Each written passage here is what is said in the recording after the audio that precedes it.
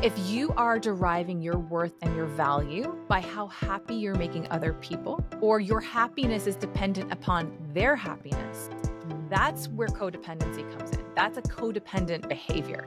And oftentimes, like where we get into this type of people pleasing, it stems really back to childhood. It becomes this self-preservation technique.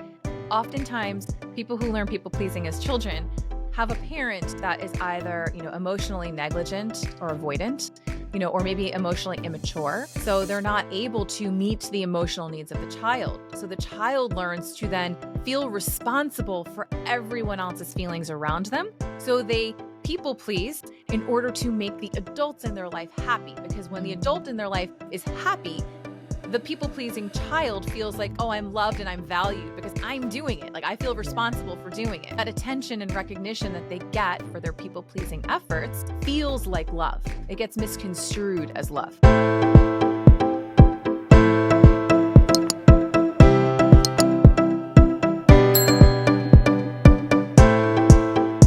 Today's guest is Corissa Stepp, a relationship and human design coach and author who helps women rediscover their true authentic self so they can deepen their intimacy in their relationships. Welcome, Corissa. Thank you so much for having me here, Anita. So, with that said, I'm really excited for this conversation. With that said, what is one of the most courageous things that you have done? Oh, that's a good question. So I think probably the most courageous thing I've done is I have contributed to a book. I wrote a chapter in a book, and kind of putting my story out there for many people to read was definitely a little bit difficult. But I would say that for this year, more importantly, the most courageous thing I did was actually speaking on a virtual stage, which I've never done before. And as a child all the way up through adulthood, I had this fear of public speaking. So that was a really big feat for me. Wow, that really is courageous, like jumping right in there. And well done on the book. We'll talk more about that later. Thank you. What took you on your journey of being a relationship and human design coach? I love the title, by the way. Thank you. I began my career actually in finance. So very different avenue from becoming a relationship and human design coach. But basically what happened was, I had gotten married, I had kids, I was very focused on my children. I kind of went back to finance for 1 year, realized it wasn't really working for me. However, I had struggled with knowing that I had a bigger purpose, and I knew that I was here to help people. And I really didn't feel like finance was fulfilling that need.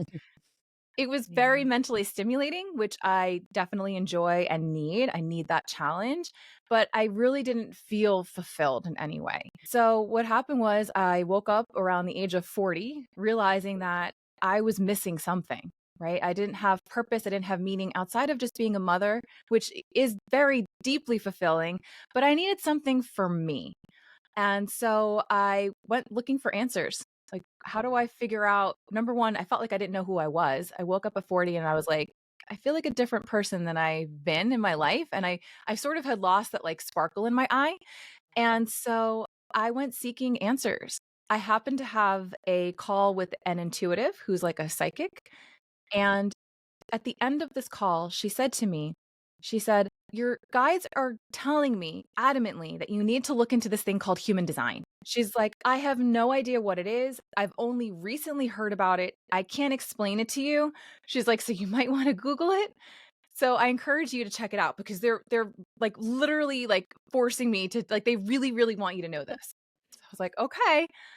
So got off the call, hopped onto my Safari browser, typed in human design, ran my chart, looked at it, and felt chills from my head to my toes. And I just went down this rabbit hole. I went down this rabbit hole of human design. And in studying human design, I realized that coaching was something that I really, really wanted to do. It felt deeply fulfilling. I felt like every time I was talking to somebody about human design and I was sharing things about their chart, so much of it resonated with them. And they felt like this, they've had this big permission slip to just be themselves, right? That someone was able to articulate for them who they were without even knowing, the things about them that, I didn't know through my relationship with them. They're like, "How do you know this?" I was like, "Well, it's all right here in your chart." And the reason why I focused on relationships was because for a short period of time, I actually worked as a matchmaker for Excellent. a matchmaking company. A mom friend of mine, she has this company. She has been doing matchmaking for over 10 years, and she was looking for somebody to help. And in my previous career in finance, my whole career was about relationship management, right? Mm. Between clients and at the time hedge funds. And so I felt like, okay, this is a good fit. But as I was working with my clients, I started, like my matchmaking clients, I started realizing that people were repeating the same patterns over and over again. They were attracting the same type of people, or they were only attracted to the same type of person. And I realized that a lot of it came back to, these beliefs, limiting beliefs that they had about themselves. And the patterns were, again, repetitive. And I could see that they were repetitive. And so, when you're a matchmaker, you do some date coaching for them, Mhm, but it's mhm. more of like, how to be on a first date, how to initiate conversation, how to create chemistry, and what does that feel like and look like. It was a little bit different than doing relationship coaching or doing the kind of coaching that I wanted to do. So Uh-huh. I decided that, you know what, this is the avenue that I want to go down because I really did enjoy, working with those clients. Except now I focus more on women who are married for the most part. They come to me when they have a similar situation where they've realized, okay, like something's off in my relationship Mm. or something feels off within me and I don't know what it is. I don't feel very connected anymore to myself or to my partner. And so I work with them to recreate that intimacy back in their relationships. So, Brilliant. I love all of it. Tell me more about what human design is, because I'm not sure myself, and I'm sure my listeners would like to know more. So can you just unpack that for us, please? absolutely. So, human design is this beautiful self discovery tool that blends together five ancient wisdoms and quantum physics. So, Wow. it's Eastern and Western astrology, it's the Jewish Kabbalah, it's the Chinese I Ching, and the Hindu chakra system, along with quantum physics. And what I love about the tool is that unlike some of the other like personality assessment tools that are out there, they Mhm. ask a lot of qualitative questions. And Mm. I've done them before and I felt like, my answer could change depending on what time period you're asking me these questions, Yes. the work that I've done now. So like I might answer them differently now, but what has historically been true for me in the past. And then also like what kind of mood I was in, right? It all depended. So it felt very nebulous in some way. Mhm. So human design just literally takes your birth date, time, and place and creates this beautiful chart that's very multi-layered and can help you really identify, you're meant to use your energy in the world, how you're meant to make big decisions, what your role is, what your life purpose is and your soul purpose is. And it can also point you towards the areas in which maybe you're living out your life in the shadows, right? Because Mhm. similar to astrology, there's a low expression and there's a high expression. So, the chart's not going to pigeonhole you in any sort of way. There's a high and there's a low and there's everything kind of in between. So, when I'm coaching, like the reason why I'm a human design coach is because I use human design a lot in my coaching practice because I can look at somebody's chart and through asking them questions, first of all, it helps me understand how they're meant to be asked questions to number one, gain clarity, but Yes. also to get to know them better. It also can point me towards the areas where maybe they're stuck or struggling Mhm. and why that might be. So it's a Oh, really helpful tool and I love using yeah. it with clients. Fantastic. Definitely. I mean, you have so much insight right there to absolutely help create a better life or see where you are stuck. I mean, that's fantastic. I'm interested, definitely. So Great. what I know you do different parts of coaching. So what is healthy unhealthy people pleasing as well in relationships? I mean, that could be in any relationship because Mhm. it could be as a parent, it could be as a sibling, even in a intimate relationship with your partner. So tell me more about that. Yeah. I mean, it could even be in a business relationship too, right? So, Mm. so there's healthy people pleasing and unhealthy people pleasing, which means so I think that we oftentimes, as people pleasers, like we're good people, right? We like to help others. We like to, be there to support someone else. If someone asks us for help, like we're not really going to say no. And that's all great when we're doing it from our hearts. And we're regardless if it's healthy or unhealthy, it's always Yeah. coming from a really good place. The difference being is that it turns into unhealthy people pleasing when we're not able to set boundaries around our Mm. time, our energy, our authenticity, our values, or our value. And when we start compromising all of those things to meet the needs of other people and put ourselves at the bottom of that list, that's when it becomes unhealthy. So, an example, just to talk about, in an intimate relationship, Mhm. if you're constantly putting your partner first and you're putting yourself last, what might happen in that relationship is your partner gets used to you always kind of serving their needs, and they tend to then de-emphasize or deprioritize your needs because you're not making them a priority. Mm. Because in relationships, we teach others how to treat us by the way we treat Yes, ourselves. absolutely. Yeah. And that's really important, absolutely. Is having that connection. How does people pleasing prevent us from connecting meaningfully with our partners? It's a great question. So, what happens with people pleasers is oftentimes we feel out of this fear of being rejected or not accepted or being abandoned. We sometimes will, become the person we think other people want us to be, right? Mm. So we're living our lives or we're showing up to meet the expectations of other people as opposed to truly being ourselves. So what happens is that we never feel heard or seen or valued or loved for who we are because we're not showing up as our raw and authentic selves out of the fear that we might not be accepted for who we are. So what happens is if we can actually get to a place where we basically release that fear, right? And it takes work to do this, but like we can release that fear of, being rejected for who we are, and we can feel safe being ourselves all the time. It allows us to actually more intimately connect with other people because then they can love us and accept us for who we are. But we have to do that for ourselves first. And that's so true because, yes, you've got to start with yourself first. Absolutely. In any relationship, if you're not complete and whole with yourself, there's always going to be issues in the relationship, whichever relationship it is. Yeah, that's brilliant to Absolutely. know that. How Absolutely. do we even begin to quit our people pleasing behaviors? It's a good question. So the first thing is really being aware of it, right? Hmm. So oftentimes I'll tell clients like start to become more aware where you find yourself overcommitting, right? So that would be like the first thing. Where are you overcommitting yourself? Where are you saying yes when you really want to say no? Okay. Yeah. Because that's a good place to start. That's showing that you're compromising yourself in some way, right? So that's like a small thing that you can do and practice learning how to say no. And it can be really Mm. hard for a people Mm. pleaser because they feel guilty saying no. They feel like, okay, well, I'm capable of doing this for you or helping you out, right? But what they don't realize is like, they don't have much time to actually do it because they have a million other things that they want to do, right? Mhm. So learning how to say no and starting to set boundaries is really important. But the first step really is coming into awareness of how this is showing up for you.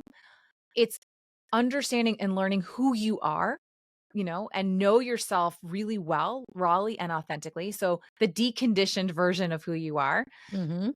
And then it's knowing what you need because people pleasers oftentimes are so focused on everybody else's needs that they don't even know what it is that they need in their Wow. relationships or for themselves.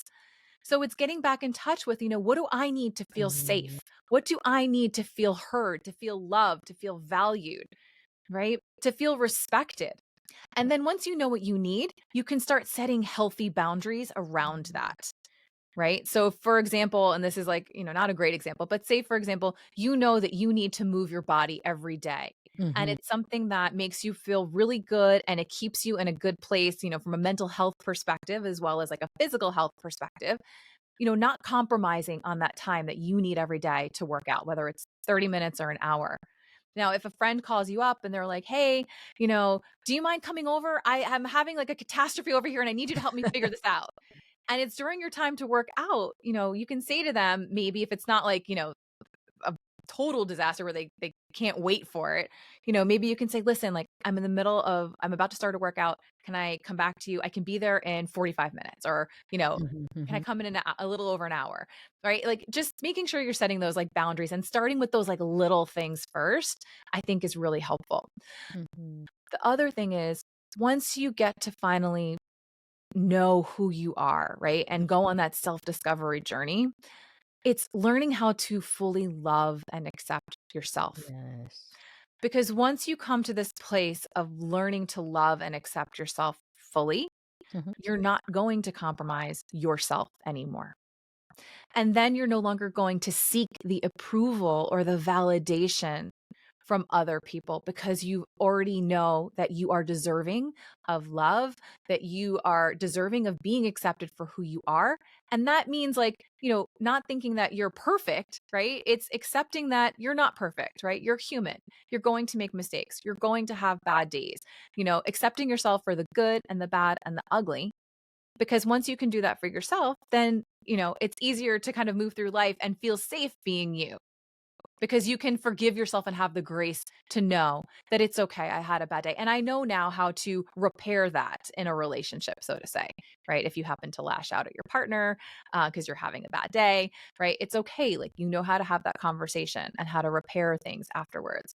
But you have to be able to do this all for yourself first before you can then do it with other people. And that right there is the wisdom and golden nuggets. Absolutely. That's so true. And it's, Mhm. you know, how many of us even do that without realizing it? We get into a habit, and you've got to realize actually what's really going on here. Stop, pause, just Mhm. address yourself for a few moments. Have a Mhm. listen, think what you're doing. Yeah, definitely. So, are codependency and pleasing people related? And if so, how are they related? It's a good question. So, not all people pleasers are codependent, but all Mm-hmm. codependents are people pleasers. The Okay. reason being is that we talked about healthy people pleasing and unhealthy people pleasing. So if you Mm. are a healthy people pleaser, you're setting boundaries, right? You're not, your worth and your value is not dependent upon how happy you make other people, which is where codependency comes in with people pleasing. If you're doing it, and this can be very, very subconscious. So this is something that I invite your listeners to sort of explore for themselves. If you are deriving your worth and your value by how happy you're making other people, or your happiness is dependent upon their happiness, that's Mm. where codependency comes in. That's a codependent behavior. And Right. oftentimes, like where we get into this type of people pleasing, it stems really back to childhood, right? It Uh-huh. becomes this self preservation technique. Oftentimes, people who learn people pleasing as children have a parent that is either, emotionally negligent or avoidant, or maybe emotionally immature. So they're not able to meet the emotional needs of the child. So the child learns to then feel responsible for everyone else's feelings around them. So they people please in order to make the adults in their life happy. Because when the Mm. adult in their life is happy, the people pleasing child feels like, oh, I'm loved and I'm valued because I'm doing it. Like I feel Yeah. responsible for doing it. Right. And so that attention and recognition that they get for their people pleasing efforts feels like love. It gets misconstrued as love. That's really interesting because I wouldn't have thought of it like that, but I guess, yes, it's very clearly put there. So thank you for that. So tell me about your book Sure. because you've got two. Yes. So the first one, it was myself and 19 other women Mm-hmm. who wrote a collection of stories called Women Living in Alignment. And Mm-hmm. so it's the stories of all these women coming together to write a chapter on their story of how they basically awakened and started living their life in a way that felt deeply fulfilling and meaningful for them. Beautiful. So that book, and then another book, and it's called Purpose by Design. Mm-hmm. So it's myself and about 8 or 9 other authors who have come together to discuss how we have found our purpose and where human design has kind of played a role in that. So, it's very helpful for anyone who's interested in learning more about human design or how human design can help them figure out what their life purpose is, because you can read these stories of all of these authors and understand how it has had an impact and how it has shown up for them. So it's a beautiful, another beautiful collection compilation Mhm. book as well. The foreword is actually written by Karen Curry Parker, Oh, who wow. is the founder of quantum human design, who I have studied under. So she is one of my mentors. So it's a great book as well, I That's think. Yeah, that's brilliant. And I will put the links in the show notes. So do go ahead if that's for you. Do buy it. And it's very interesting. Thank you. Thank you. So, what resources do you recommend, tools, daily tips to anyone that wants to start rediscovering their true, authentic self? And I think I'd like to add on that and accept themselves, because a lot of people don't actually accept themselves with it. Yeah. And that's probably the hardest part, because most of us have, this inner critic in our heads, right? This little voice in our heads that's constantly on this negative, loop, criticizing us. And it's partly because, when we're children, if we think back to it, most of our subconscious programming actually gets instilled in us between the ages of 0 and 7 years old. And so a lot of it, gets recorded while we're consciously not aware, or we don't consciously remember what that programming is or was. However, 99% of our brain activity actually runs off of that subconscious programming. So if you think about it, between those ages, especially between the ages of, say, 0 and 2, we're learning how to talk, we're learning how to walk, we're Mm. learning how to feed ourselves. And so, not to criticize our parents in any way, none of us, I think when we're parents, like, we don't really think about it, but we're often teaching our children as they're learning how to do something, like, no, no, no, no, no, that's not how you do it. You have to do it this way. Or no, no, no, use your words. That's not, we say it in full sentences. Like, there's always a correction, right? And so when Mm. parents are giving those corrections, what they don't realize is that that actually ends up sometimes instilling this belief in the child that they're not good enough, right? That their way is not okay, that they have to do things Mm. differently, or they have to do them in the way that makes the parent happy, right? Or in a way that's going to meet their parents' expectations, right? They can instill this fear of failure, right? Like, "Oh, if I get Mm. it wrong, like, my mom's gonna get upset with me. Like, if I start throwing my Yeah. food, right? My mom's gonna get upset with me if I'm missing my mouth and I'm getting it all over my high chair." And of course, this is like very, very subconscious, right? This Yeah. isn't like a conscious thought. I Mhm. don't think that we've had at 2 years old or 1 years old.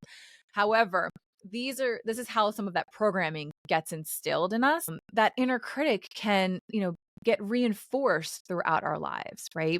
If we think about then growing up and, even as teenagers, right? Teenagers can be really critical of each other, Yeah, right? absolutely. They can be really mean. And Yes. so it just reinforces some of that negative Mm. programming, right? Those limiting beliefs that we take on. And so they become ingrained in our heads. So, one of the things that I like to encourage clients is to start becoming aware of how you're talking to yourself. Okay. So when you're looking in the mirror and you're looking in a full length mirror and you're checking out your body, if you start criticizing, like, oh, like, I need to lose this and I need to do something about that. And, oh, my skin doesn't look good. If you're starting to hear yourself say these things to yourself, like, that's a good clue that, like, you need to do some work on, obviously, like, body image and that kind of stuff. But it's also, you're not fully accepting yourself at that point. Mm. So, looking at your limiting beliefs, reframing them into something more positive. In my coaching practice, I use a energy psychology tool called EFT, which is Mhm. emotional freedom techniques, otherwise known as tapping. Mhm. And tapping is a great tool to help release those self-limiting beliefs and to rewrite them into something positive. You're literally rewiring neural pathways when you're tapping. And there are other modalities that do this as well. Mhm. For me personally, it's just the one that it resonated for me and it worked really well for me. And I find it works very well for my clients. So Yeah. that's kind of like the first step to learning how to accept yourself, is learning to Mm. look back and say, okay, is this true or is this not true? And where is it coming from? And we may not always know where it comes from, but we Mm. can do something about it to reframe it and to rewrite it.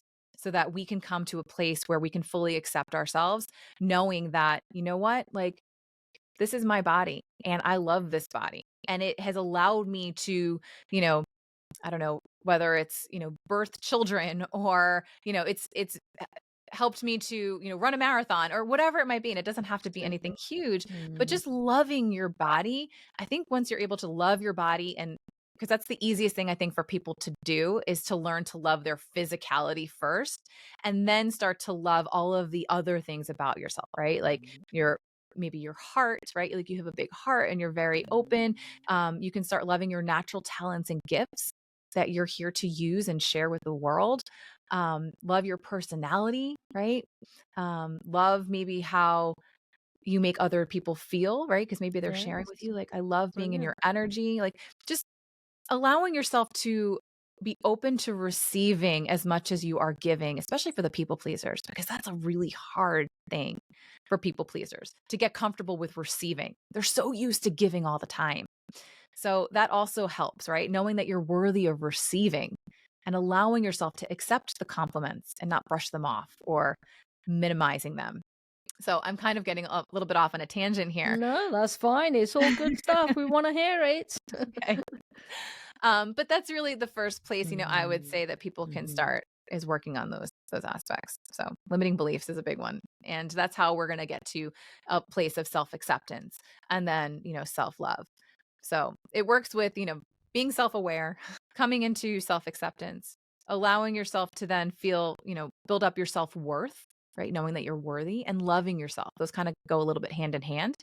And then what I do with clients is we moved into then the self-trust aspect, right? Being able to Ah. trust yourself is also Mm. really, really important. If you can trust that you know what's best for you, if you can trust knowing that, you're intuitively guided and supported by the universe, that helps us as well to move through life knowing that even if I make a mistake, Mm. it's okay because I'm just being given an opportunity to learn something. So it reduces that fear of failure, right? It reduces that Mm. fear of I'm not going if I get it wrong, people are not going to accept me. So because sometimes people pleasing and perfectionism can also go hand in hand. Okay, that's good to know. So, Carissa, is there anything else you want to add about people pleasing? Yes. So, something that I think is really important, it's a pattern that I noticed in my own life and I noticed it with my clients, which is people pleasers oftentimes attract into their lives narcissists. And Mm. so I think that this is important. And of course, I'm a relationship coach. So I always like to warn people about this, to be aware of the red flags and to be aware of how and why this dynamic exists. Because basically, the people pleaser and the narcissist are both trying to do the same thing. They're both trying to get their needs met in a relationship. Mm. The difference is they go about it slightly differently. The people pleaser does it by meeting everyone else's needs first in the hopes that they'll get their needs met in return. And the narcissist is so focused on just getting their needs met that when they meet the people pleaser who's meeting all their needs, it just creates this like, dynamic that can be very attractive to both, right? The problem is the people pleaser at first gets their needs met because the narcissist is going to love bomb them, right? The narcissist is going to come in and they're going to be very attentive. They're going to be very charming. They're going to be very loving. They might know all the right things to say. So the people pleaser feels like, wow, I've met somebody who is giving as much Mm. to me as I'm giving to them. And this feels really good. It makes them feel valued. It makes them feel like, oh, he's got me on this pedestal. However, over time, the narcissist, once they feel like they've got the people pleaser where they want them, because they do use a lot of manipulation Mm. in the relationship, they start to then, lean into this, there might be gaslighting, Mm. right? So they start to go into these patterns, these unhealthy patterns of letting the people pleaser think that they are so loved. But on the other hand, they're doing everything that they can to undermine the people pleaser, to make them question and doubt themselves because the narcissist wants to retain control. For them, it's very important that they're in control and that they feel like, they've got this feeling of grandiosity, right? That they're better than everybody and they deserve to be adored. So what happens is they stop the love bombing and they start entering into the discard phase. And at that point, the people pleaser's no longer getting their needs met.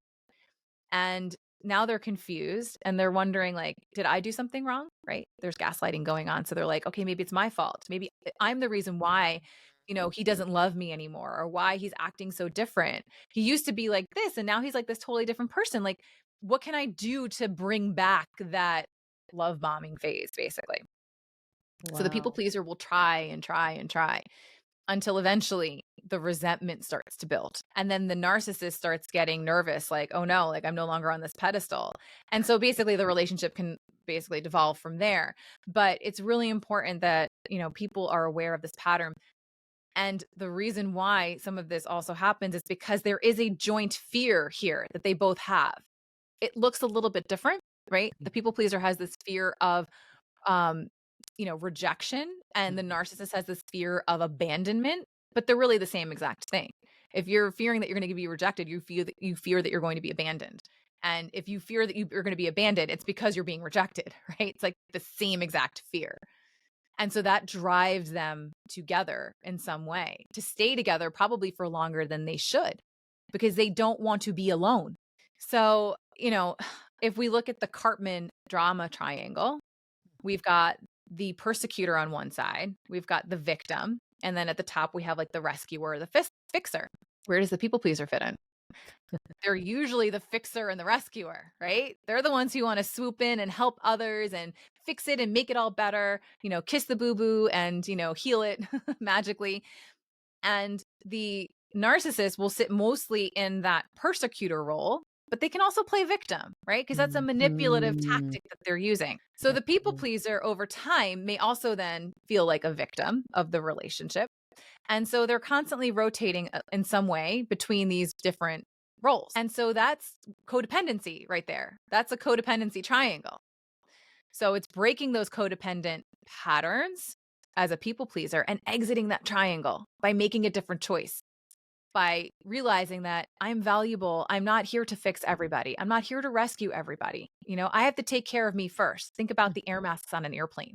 I need to put my oxygen mask on first before I can help other people. And it's not even that you're necessarily responsible for, fixing it for them. You're there to support them.